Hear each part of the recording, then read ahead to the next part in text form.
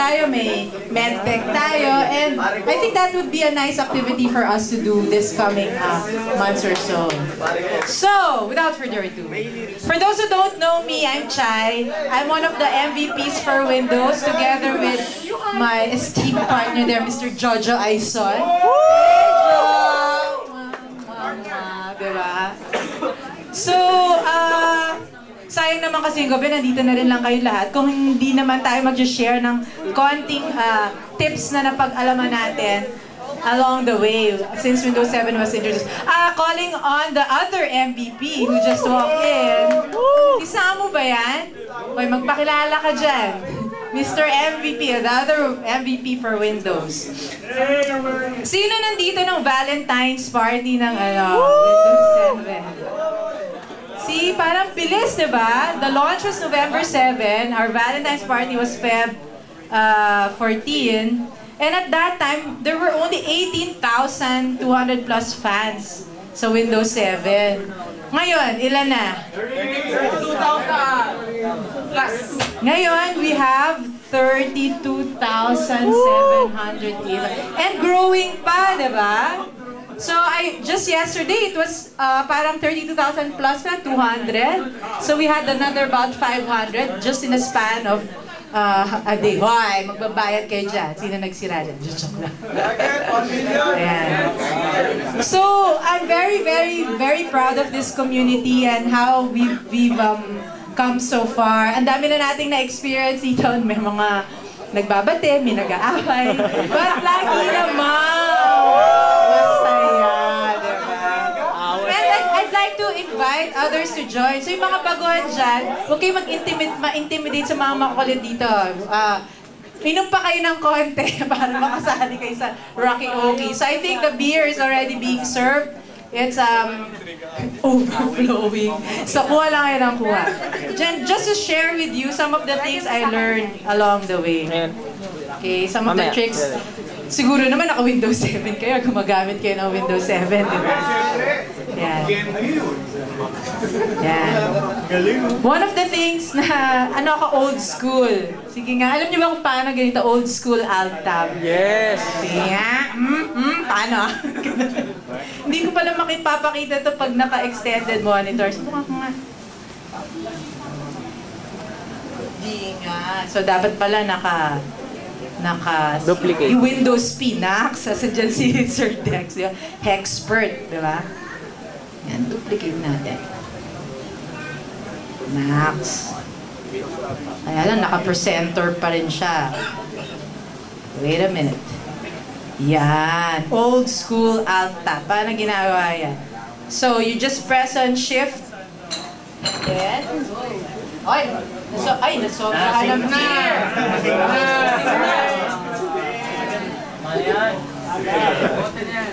Kasi yung alt-tab ngayon, di ba parang ang tawag din siya.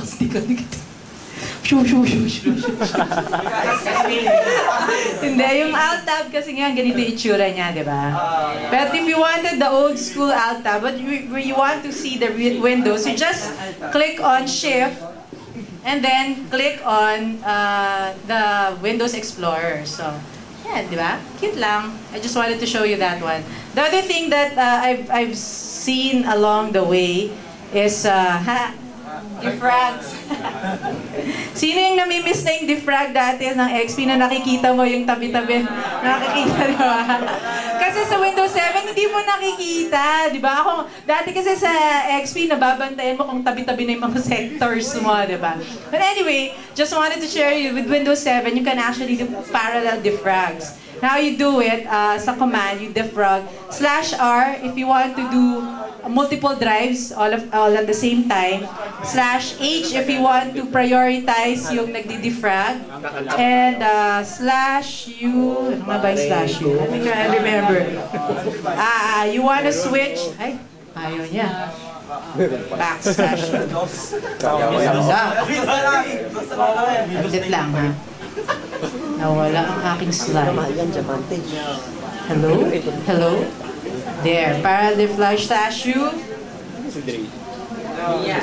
So yung pag gusto mo yung progress reports, nakikita mo rin while you're defragging.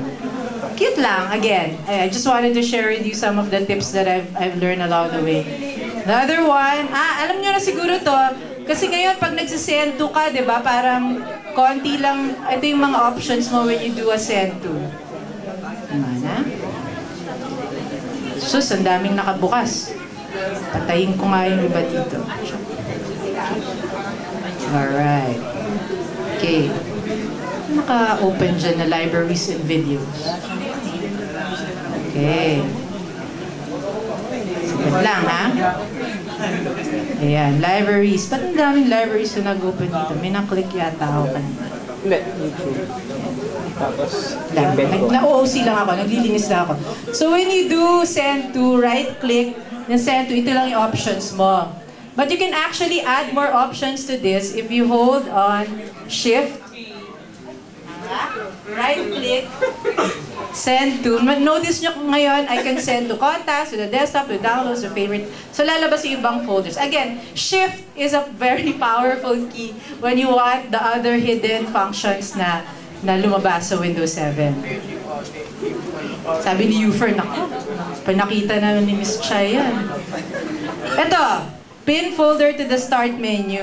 You can actually pin folders to the jump list, di ba? Yan, so nandyan yung mga favorite folders ko. Pero, kaya nyo ba mag-pin sa start menu? Next. Madaming tricks dyan. Sa registry keys, babaguhin mo. But in reality pala, the easiest way to do it is to just right. Just drag your folder to the start orb button. whoa! There. And it's already pinned to the start menu. Next. Ay, cute yan, di ba? Ito, geek alert. Open a command prompt from any folder, di ba? Pag gusto nyo kasi mag-copy from the command prompt, wala lang, di ba? Ayaw nyo gawin sa Explorer, di ba?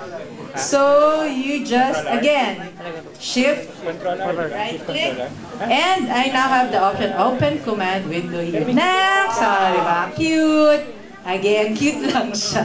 Pero, not a lot of people know about it. Okay. And, ito yung pinaka-dangerous, di ba?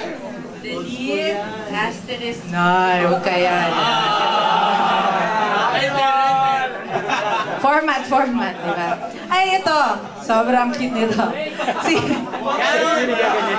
Kaya nyo bang gawin yan sa Windows 7? Itatile nyo yung Windows nyo. Hindi yung nagre-resize, ha? Yung talagang itatile nyo. Sige nga, o yung makahula. Yung makapagsabi sa akin kung paano ginagawa yan. Hindi resize, ha?